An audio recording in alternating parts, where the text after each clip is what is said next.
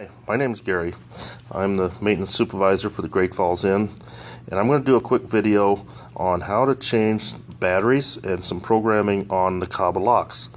I already have a few things ready. I've got the FDU, I've got the communication cable, my screwdriver, and then my programming and initialization cards. So I guess let's go ahead and get started. We'll change the batteries on this one first. I'm on room 306. Here's the lock. I got the deadbolt out just on the outside chance that I might close the door. So I'm going to try to do this one-handed, but on the 710s, the battery compartment is on the bottom. The 710-2s, it's on the top. This is really hard to do one-handed.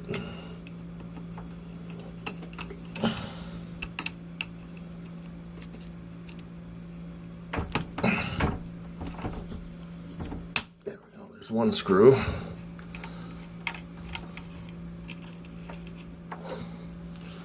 Now the other screw. Okay, that one came out okay. Now you'll hear, get this, oh, there we go. There's the battery pack. Getting some better light here. Go back out to my cart. Okay. There's the battery pack. I got two screws in my mouth. Okay, I keep my batteries kind of tied up in my pockets. I keep them right and left for good and bad. Just something I've always done.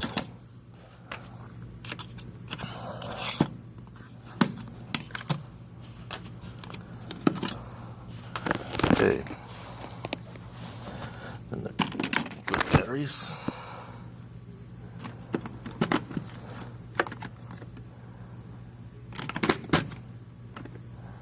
This is actually a pretty easy part.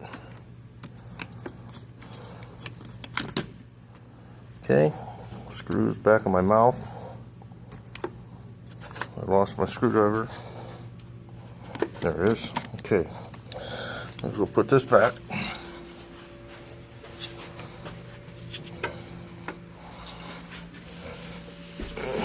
You'll hear a click, a whir.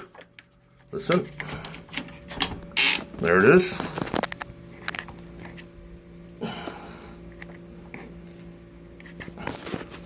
I'm going to put the phone down for a second.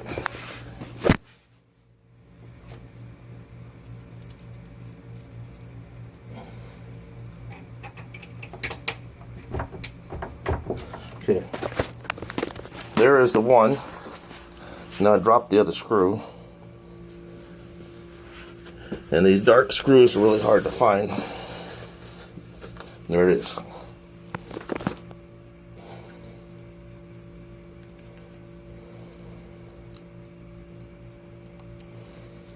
Put the phone down a sec.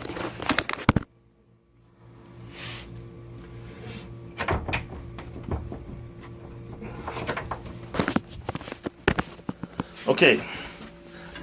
Batteries have been replaced in this lock. You notice I still have the deadbolt out because this lock doesn't know who it is right now. So we're going to go on the outside now. And I'm going to show you what you need to do. On the FDU, I get it prepped. I always keep these in my pocket. Emergency key and the GMA card. Run the GMA card through it. Okay, nice. Okay, I don't know if you can see this or not, but I've got number 1, 2, and 3. I'm going to scroll down until I get to number 8, and that says Program, FDU, and Lock. I'm going to hit Enter, and then I've got a lock or another FDU. I'm going to do a lock. Hit that one. Now, program addresses, we'll go back and do this one here in a minute, but right now I want to get this lock going. You're going to go to number 6, it's reset time. Okay, hit that. Now I'm going to wait on that until I get these cards run through. Run your initialization card through first. That's this one. Get the card right. Okay, that light will go out. Then the program card. This light will stay on. Put the communication cable in the slot. Hit enter. Okay, it says communication successful. Take it back out. And then I use my emergency card and I verify it worked. I don't do anything until I know that lock worked. And I also will go in and I'll run it at least 5 or 6 times. 2, 3, 4, and 5. So that was good. This one's a real one. I did. Oh, Sage. Okay. Now, I'm going to go back to program and addresses. Alright, what that does is if you put a new lock in or new lock controller, the lock basically doesn't know who it is. So you got to tell it who it is. You do that by hitting enter, and then you got the room lock programming. It says room number, section, floor, group, zone. Type in the room number. In this case, it is number 306. Okay, got that on there. Scroll down. Everything on our case is 1. You might have something different depending on your hotel. Then you hit enter. Now we should just have to use the program card. Run that through the lock. You notice the light is still green. Okay, communication cable in. Okay, communication successful. So now this lock knows where it's at. Along with that, you can reset addresses, program common suites, common areas, reset the time. You can override. I know that override is not a good thing. I've never done it. If you go back, you can go into programming another FDU, and then read and verify. I think we've already done that. I guess I can show you real quick. Okay, read and verify key. What? No. Sorry. What I'm looking for is lock audit. There it is. Audit report. Lock audit. Audit lock. Okay, now I got to put the program card in it again. It won't talk unless you know, or unless it's opened. Then the communication cable. And hit enter. Communication in progress. Communication successful. Okay, now I'm going to go back. I'm going to do a lock report. It says guest room 306 is what's in the memory. I hit enter.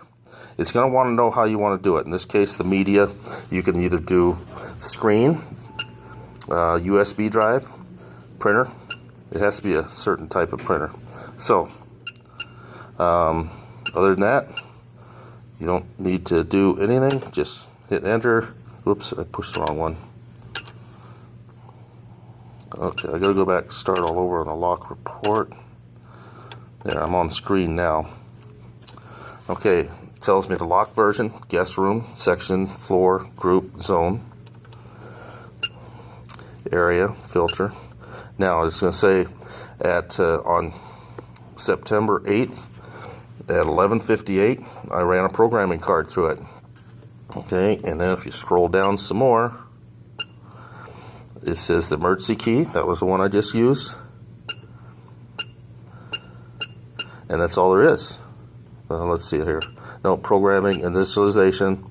Okay, section key. That was one of the staff members. And there's a guest key. It shows the last time this room had a card scanned through it was on September 7th at 7:58 p.m. by a guest. And you can keep scrolling down. At 2:35 p.m. they did it again. 11:38 they did it again, and you just keep running them down. I've never had much luck on trying to run this through a printer, so I usually kind of write down the times and what was in there. Okay, so I think that's about it for you, and I hope this helps you. Okay, thank you.